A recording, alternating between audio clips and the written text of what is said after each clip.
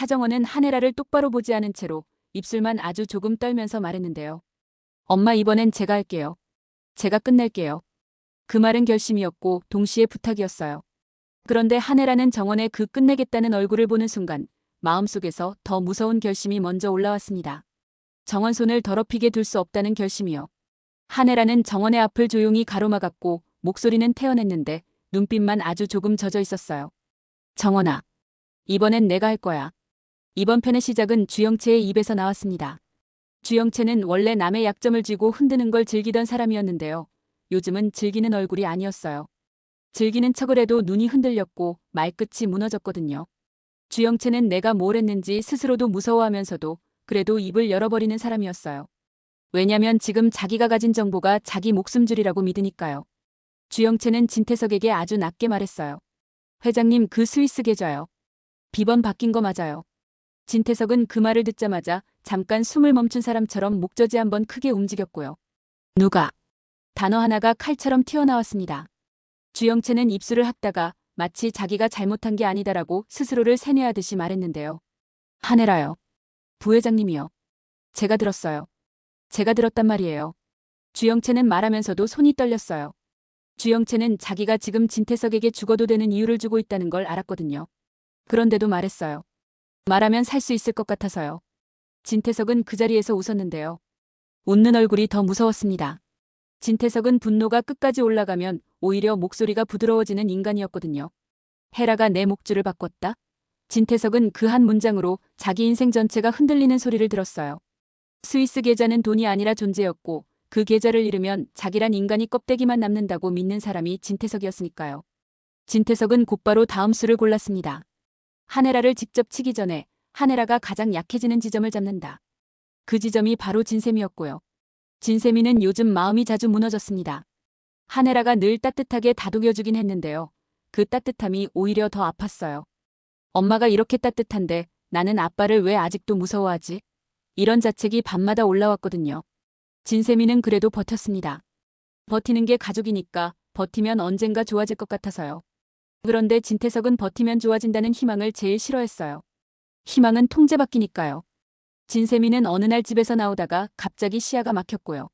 누군가 손목을 잡았는데 힘이 너무 커서 소리조차 못 냈습니다. 진세미는 그 손이 누구 손인지 알았어요. 아빠 손이었어요. 진태석은 세미의 귀 옆에 대고 아주 조용히 말했습니다. 너 엄마 편이지? 질문인데 이미 결론이 들어있는 말. 진세미는 눈물이 나려고 했는데요. 울면 더 약해질까봐 입술을 깨물었어요. 아빠 왜 이래? 진태석이 웃었습니다. 왜? 엄마가 나를 배신했거든. 진태석은 진세미를 납치했고 일부러 안전한 곳으로 데려갔습니다. 안전하다는 건 외부 시선이 닿지 않는다는 뜻이었어요. 진태석은 세미를 묶어놓고도 바로 폭력을 쓰지 않았는데요. 진태석은 몸으로 때리기보다 마음으로 조르는 걸 더 잘했거든요. 진태석은 세미 앞에서 차분하게 전화를 걸었습니다. 한혜라에게요. 한혜라는 전화벨이 울리는 순간부터 심장이 내려앉았는데요.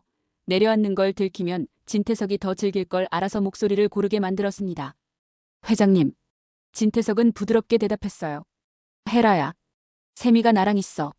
한혜라는 숨이 턱 막혔지만 막히지 않은 척 했습니다. 한혜라는 언제나 그렇게 살아남았거든요. 왜 그런 짓을 하세요? 진태석은 아주 낮게 웃었어요. 내가 내 돈줄을 바꿨잖아. 그 말이 한혜라의 심장을 정확히 찔렀습니다. 진태석이 알고 있다는 뜻이었으니까요. 그 순간 한혜라는 깨달았어요. 주영채가 흘렸구나. 주영채가 왜 흘렸는지도 알았어요.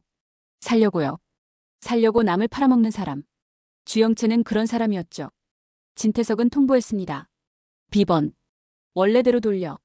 아니면 세미는 집에 못 돌아가. 한혜라의 손이 떨렸는데요. 한혜라는 그 떨림조차 계산으로 바꿔버렸습니다. 회장님. 비번은 제가 바꾼 게 아니에요. 진태석이 목소리를 낮췄어요. 거짓말. 한혜라가 아주 담담하게 말했습니다. 그럼 확인해보세요. 제가 바꿨다고요? 제가 왜 그런 짓을 해요? 진태석은 그 담담함에 더 화가 났는데요. 진태석은 담담한 얼굴을 보면 내가 통제 못한다는 공포가 올라오거든요. 진태석은 소리치지 않았습니다. 대신 더 잔인한 말로 눌렀어요. 혜라야. 내가 살고 싶으면 내 목줄을 다시 쥐어줘. 전화를 끊고 난 뒤 한혜라는 한참을 서 있었는데요. 울지 않았습니다. 울면 무너질까 봐서요. 대신 한혜라는 바로 차정원을 불렀어요. 차정원은 이미 눈빛이 달라져 있었습니다. 정원은 본능적으로 알았거든요. 지금은 돈이 아니라 사람 문제라는 걸요.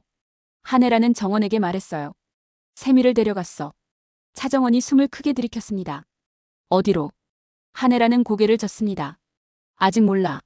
근데 방법은 있어. 차정원이 바로 대답했어요. 제가 가서. 한혜라가 정원의 말을 끊었는데요. 정원아. 지금은 내가 나서면 안 돼. 태석은 널 이용할 구멍만 찾아. 차정원은 이를 악물었습니다. 그럼 어떡해? 세미는. 한혜라는 그때 결심을 말했어요. 목소리는 차분했는데요. 그 차분함은 준비된 칼 같은 차분함이었습니다.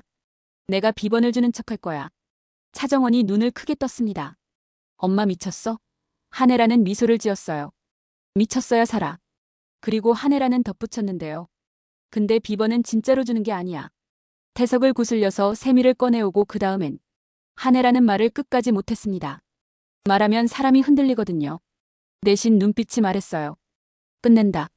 차정원은 그 눈빛을 보고 목이 메었는데요. 차정원은 엄마를 미워해도 엄마가 죽는 건 원하지 않았습니다. 차정원은 조용히 말했어요. 엄마, 그러다 엄마가 죽어. 한혜라는 정원을 보며 아주 짧게 숨을 내쉬었습니다. 정원아, 내가 살아남는 방법은 하나뿐이야. 태석이랑 같이 숨 쉬지 않는 것. 그 말이 한혜라의 진심이었어요. 한혜라는 이미 오래전부터 죽어 있었고 지금은 살아있는 척만 하고 있었거든요. 차정원과 주하늘은 원래 이런 판에서 늘 같이 움직였는데요. 그런데 이번엔 주하늘이 움직임을 더 조심했습니다. 주하늘은 세미가 인질인 상황에서 단 한 번의 실수도 치명적이라는 걸 알았어요. 주하늘은 차정원에게 말했어요. 정원아, 너 지금 감정 올라오지? 차정원은 대답을 못했는데요. 주하늘은 차정원이 대답 못하는 얼굴을 보면 더 무서워졌습니다. 차정원이 흔들리면 진태석이 이기거든요. 주하늘은 정원의 손을 잡고 아주 낮게 말했어요. 내가 태석을 죽이고 싶어도 지금은 세미가 먼저야. 차정원은 겨우 고개를 끄덕였어요. 알아. 알지만 몸이 따라주지 않는 그 알아였어요. 한혜라는 진태석에게 먼저 연락을 했습니다. 회장님, 제가 직접 가서 말씀드릴게요. 진태석은 그 말이 마음에 들었습니다. 직접 오라는 말은 굴복처럼 들리거든요. 진태석은 단호하게 말했어요. 혼자 와. 한혜라는 부드럽게 웃었습니다. 그럴게요. 웃는 척이 아니라 진짜 웃음에 가까웠어요. 한혜라는 지금 살아남는 길을 찾은 게 아니라 끝내는 길을 찾았거든요. 끝내는 길을 찾으면 오히려 마음이 편해집니다. 더는 도망칠 필요가 없으니까요. 한혜라는 외투를 챙기면서 차정원에게 말했어요. 정원아, 내가 절대 하지 말아야 할 게 있어. 차정원은 입술을 깨물었어요. 뭔데? 한혜라는 정원을 똑바로 봤습니다. 내가 먼저 태석을 죽이려고 하지 마. 차정원은 그 말이 너무 잔인하게 들렸는데요. 왜? 한혜라는 아주 조용히 말했어요. 내 손이 더러워지면 너는 평생 태석 품에서 못 나와. 그 말이 차정원의 심장에 박혔습니다. 차정원은 자기가 이미 더러워진 줄 알았는데 한혜라는 더 더러워질 수도 있다는 걸 정확히 짚어줬거든요. 한혜라는 진태석이 있는 곳으로 들어갔습니다. 진태석은 세미가 묶인 방문을 일부러 열어두었고요. 한혜라가 들어오자마자 세미가 한혜라를 봤는데요. 세미 눈에는 공포와 안도와 죄책감이 같이 있었습니다. 엄마 그 한 단어가 한혜라의 심장을 찢었는데요. 한혜라는 울지 않았습니다. 울면 진태석이 이긴다고 느꼈거든요. 한혜라는 미소를 지어 보였습니다. 세미야, 괜찮아. 진태석이 비웃었어요. 괜찮아? 내 딸은 내 목줄이야. 한혜라는 태연하게 진태석을 봤습니다. 그래요? 그러니까 당신이 나를 부른 거잖아요. 진태석은 한혜라를 가까이 끌어당기고 싶어 했는데요. 진태석은 소유 욕망이 강한 인간이라서 흔들리는 사람을 보면 더 끌어안고 싶어 합니다. 비번. 진태석이 짧게 말했어요. 한혜라는 가방에서 종이를 꺼냈습니다. 아주 평범한 종이. 숫자가 적혀 있는 것처럼 보이게끔요. 한혜라는 손이 떨리는 척했는데요. 그 떨림은 연기였습니다. 진태석은 사람이 떨면 더 믿거든요. 이거면 돼요? 한혜라가 물었습니다. 진태석은 그 떨림을 보며 만족했어요. 그래. 착하네. 그 단어가 한혜라의 속을 뒤집었는데요. 착하다는 말은 진태석이 사람을 도구로 만들 때 쓰는 말이니까요. 한혜라는 한 걸음 더 다가가 진태석의 손등을 아주 살짝 잡았어요. 진태석은 그 접촉의 순간 숨이 가빠졌습니다. 진태석은 아직도 한혜라가 나에게 돌아왔다는 착각을 먹고 살아야 하는 인간이었거든요. 한혜라는 그 착각을 먹여줬어요. 먹여줘야 죽일 수 있으니까요. 한혜라는 아주 낮게 말했습니다. 회장님, 나 사실 무서웠어요. 진태석의 눈빛이 바뀌었어요. 진태석은 사람이 무서워하면 자신을 필요로 한다고 착각합니다. 그래서 당신이 필요해요. 한혜라가 덧붙였어요. 그 말에 진태석은 완전히 방심했습니다. 방심하면 잔인해지는 인간이 진태석이기도 하지만 동시에 방심하면 약해지는 인간이기도 했어요. 한혜라는 그 순간을 놓치지 않았는데요. 한혜라는 진태석 귀 옆으로 속삭이듯 말했습니다. 세미부터 풀어줘요. 내가 도망갈까봐 무섭죠? 내가 안 도망가게 하려면 세미를 풀어줘요. 내 딸은 내 손으로 데려가야 내가 당신 손 안에서 버텨요. 이 말이 얼마나 계산적인지 진태석은 몰랐습니다. 진태석은 내 손 안에서 버텨요라는 문장을 복종으로 들었거든요. 진태석이 결국 세미의 줄을 풀어줬습니다. 진태석은 세미에게 짧게 말했는데요. 세미는 한혜라를 받고 한혜라는 눈으로 말했어요. 지금. 진세미는 다리가 후들거렸지만 움직였고요. 그 움직임을 밖에서 기다리던 사람이 받아냈습니다. 차정원이었어요. 차정원은 세미를 보자마자 숨이 풀릴 뻔했는데요. 풀리면 무너질까봐 이를 악물고 세미를 껴안았습니다. 세미야. 괜찮아? 진세미는 울음이 터질 것 같았는데요. 진세미는 겨우 고개만 끄덕였어요. 엄마가 안에 있어. 차정원은 그 말에 눈이 순간 흔들렸고요. 흔들린 걸 들키지 않으려고 얼굴을 더 굳혔습니다. 주하늘도 옆에 있었는데요. 주하늘은 세미가 안전해진 걸 확인하자마자 한마디만 했어요. 이제부터는 태석만 남았다. 차정원은 고개를 끄덕였지만 마음이 거꾸로 뛰었습니다. 엄마가 안에 있다는 사실 때문에요. 안에서는 한혜라와 진태석만 남았습니다. 진태석은 종이에 적힌 숫자를 확인하는 척했는데요. 한혜라는 그걸 보며 조용히 숨을 들이켰습니다. 이 순간이 끝으로 넘어가는 문턱이었거든요. 진태석이 고개를 들며 물었습니다. 이거 진짜 맞아? 한혜라는 웃었습니다. 당신이 확인하면 되잖아요. 진태석은 그 말이 거슬렸어요. 내가 확인하면 같은 구조는 진태석을 자극하거든요. 진태석은 갑자기 한혜라의 손목을 확 잡았습니다. 너 날 가지고 노는 거 아니지? 한혜라의 표정이 잠깐 흔들렸는데요. 그 흔들림은 진짜였습니다.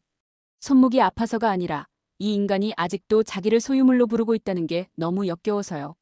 그런데 한혜라는 곧바로 다시 미소를 지었습니다. 놀이요? 회장님.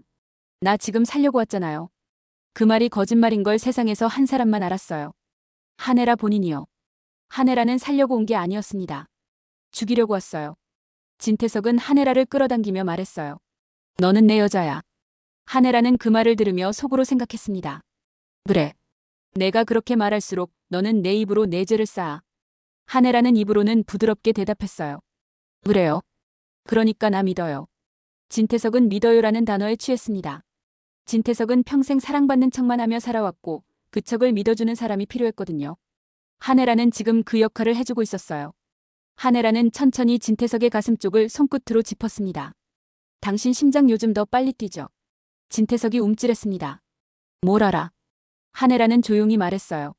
당신 돈줄 흔들리면 숨이 막히는 거 내가 제일 잘 알아. 그 말이 진태석의 분노를 건드렸는데요. 분노는 곧 공포였어요. 진태석은 내 약점을 아는 사람을 제일 싫어하거든요. 싫어하면서도 놓지 못합니다. 약점을 아는 사람은 협박도 되지만 동시에 나를 증명해줄 사람이기도 하니까요. 진태석은 더 세게 손목을 잡으며 말했습니다. 비번. 당장. 한혜라는 고개를 끄덕였어요. 줄게요. 근데 그 전에 한혜라는 숨을 크게 들이켰고요. 나도 확인 하나만 할게요. 진태석이 비웃었습니다. 너가 나한테 확인을 해? 한혜라는 미소로 눌렀어요. 당신이 정말 나를 믿는지. 진태석은 그 말에 순간 흔들렸는데요. 진태석은 인정과 믿음 같은 단어에 약합니다. 왜냐면 자기가 그 단어를 주는 쪽이어야 하는데 누군가가 그 단어를 요구하면 내가 흔들린다는 느낌이 들거든요. 진태석은 그 흔들림을 분노로 바꿔서 말했습니다. 내가 널 안 믿으면 세미는 죽었어. 한혜라는 그 말에 눈이 아주 잠깐 젖었는데요. 젖은 걸 들키지 않으려고 더 웃었습니다. 그래서요. 이제 믿어요. 믿는 김에 끝까지 믿어요. 그 순간 한혜라는 진태석의 잔을 들었습니다. 진태석은 술이 아니어도 좋았어요. 진태석은 의식을 좋아하는 인간이거든요. 잔을 들고 누군가를 굴복시키는 의식. 한혜라는 잔을 진태석 앞에 가져다 놓고 말했어요. 당신이 내 말을 믿으면 이걸 마셔요. 진태석이 눈을 가늘게 떴습니다. 이게 뭐야? 한혜라는 아주 자연스럽게 대답했어요. 당신이 좋아하는 거요. 당신이 좋아하는 내가 당신 편이라는 증거요. 진태석은 그 문장에 취했습니다. 증거라는 단어가 마음에 들었거든요. 진태석은 자신에게 유리한 증거만 믿는 사람이었어요. 차정원은 밖에서 문을 열어 젖히고 들어가고 싶었는데요. 주하늘이 차정원의 팔을 붙잡았습니다. 주하늘은 고개만 저었어요. 정원아. 들어가면 끝장난다. 차정원은 주하늘 손을 뿌리치고 싶었지만 그 손이 살아남으라는 손이라는 걸 알았어요. 차정원은 속으로 울었습니다. 울고도 얼굴은 울지 않았어요. 안에서는 한혜라가 마지막으로 진태석을 바라봤습니다. 한혜라는 마음속에서 아주 짧게 말했어요. 정원아. 미안하다. 미안하다는 말은 한혜라가 평생 제대로 못한 말이었는데요. 마지막 순간이 되니까 그 말이 먼저 올라왔습니다. 한혜라는 그 미안함을 삼키고 대신 행동을 택했습니다. 진태석이 잔을 들었고요. 한혜라는 잔을 든 손목을 아주 살짝 잡았습니다. 그 접촉이 사랑처럼 보이게요.